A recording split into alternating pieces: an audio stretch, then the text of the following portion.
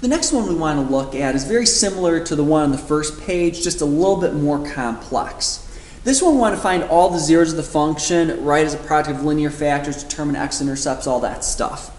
So we've got zeros, we've got linear factors, and we've got x-intercepts. So we still want all those three things. So first thing we want to do is we want to find out one of the solutions. So let's start by pulling out our graphing calculator. And once again, we could do rational root theorem, factors of the back over the factors of the front. So it's going to be the factors of 16. So we're looking at 1, 2, 4, 8, and 16. So this one should be pretty quick to go through. X to the fourth minus 8x cubed plus 17x squared minus 8x plus 16. If I look at these, I see right there I've got 4 as being a solution.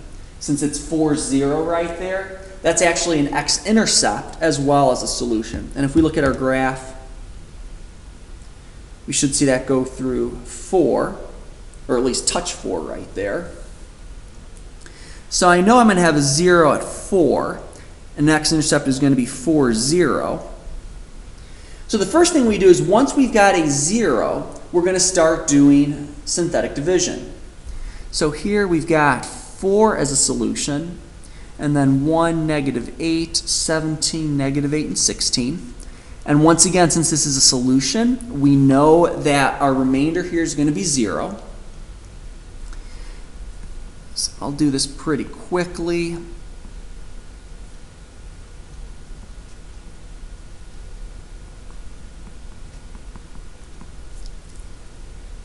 And if I look at that, I've got x cubed minus 4x squared plus x minus 4 as being my leftover piece.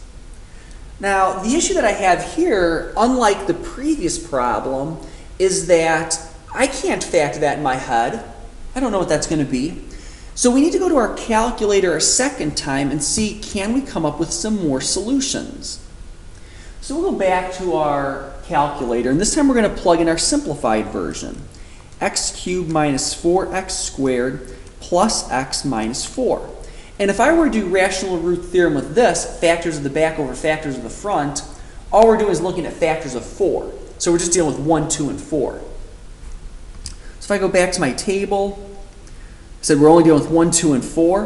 And we can see right there, 4 is where we're at 0 again. So a second 0 that we come up with is 4 second time. So this 0 actually has a multiplicity of 2. So we're going to use 4, and we'll do synthetic division with 4 now.